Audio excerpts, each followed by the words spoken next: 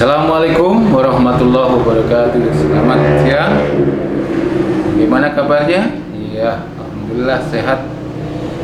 Sejauh mana materi-materi yang telah Bapak sampaikan kemarin? Apakah sudah dipahami?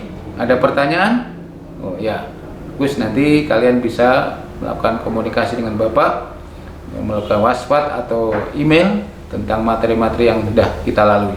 Hari ini kita pada pertemuan ke-13 adalah tentang bagaimana penyusunan rencana pelaksanaan pembelajaran. Ini adalah tindak lanjut daripada pengambilan keputusan. Jadi identifikasi, asesmen, dan pengambilan keputusan setelah melalui beberapa modifikasi, akhirnya kita membuat rencana pelaksanaan pembelajaran atau RPP. Tentunya sebelum RPP kita juga membuat silabus, ikhtisar kompetensi yang harus kita siapkan, dipetakan di situ. Sebab disitulah nanti kita mainnya. Ketika kompetensi dasarnya sama dalam satu kelas, maka indikator-indikator ini kita kembangkan di RPP atau rencana pelaksanaan pembelajaran.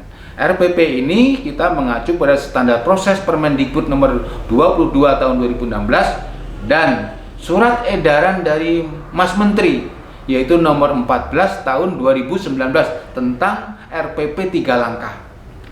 Apa sih yang membedakan RPP 13 langkah dan RPP 13 langkah dan 1 langkah? Sebetulnya prinsipnya sama.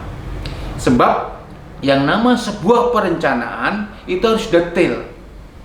Apa yang diucapkan guru, apa yang diucapkan anak, apa yang dilakukan anak, apa yang dilakukan guru, maka itu tertulis di dalam RPP. Tetapi kalau ketika RPP 13 langkah itu betul detail poin per poin, maka di RPP 3 langkah ini cukup pointer-pointernya. Yang lainnya sudah dikuasai secara konsep dan oleh guru tersebut, oleh dosen tersebut.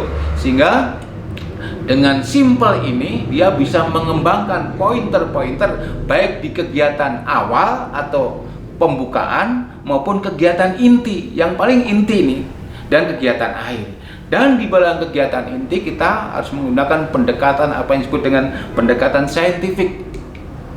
Pendekatan saintifik di mana pendekatan saintifik tersebut adalah pendekatan ilmiah. Pendekatan ilmiah. Dulu standar proses Permendikbud 41 ya, tentang kompetensi, standar kompetensi, kompetensi dasar, indikator. Nah, ini ada Permendikbud nomor 20 tahun 2016, 21, 22, 23, 24. Ini adalah rambu-rambu yang perlu dipahami waktu guru, sehingga ketika menentukan kompetensi dasar, tujuan pembelajaran, alokasi disesuaikan. Jangan sampai berlebihan bebannya bagi anak tersebut. Kalau 2 kali pertemuan, 2 kali 35 RPP-nya tujuannya apa? Bagaimana prosesnya? Di dalam kegiatan awal berarti membuka, menyiapkan fisik dan mental untuk itu belajar, maka di kegiatan itu dieksplorasi, didelajahi. Jadi jangan sampai satu arah oleh guru atau dosen. Anak kan punya pengalaman, potensi. Bagaimana anak hari ini? Kalian berjalan dari rumah ke sekolah, ketika materinya berkaitan dengan mengukur jarak, kita tanyakan anak pasti punya pengalaman. Yang paling dalam pendekatan saintifik adalah 5M, yaitu mengamati.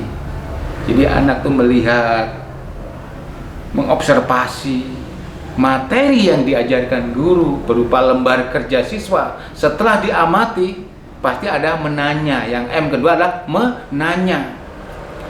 Apa, siapa, mengapa, bagaimana? Ini pertanyaan-pertanyaan yang perlu diungkap. Lalu berikutnya adalah mencoba, melakukan eksperimen, percobaan. Setelah eksperimen berarti melakukan apa? Berikutnya adalah melakukan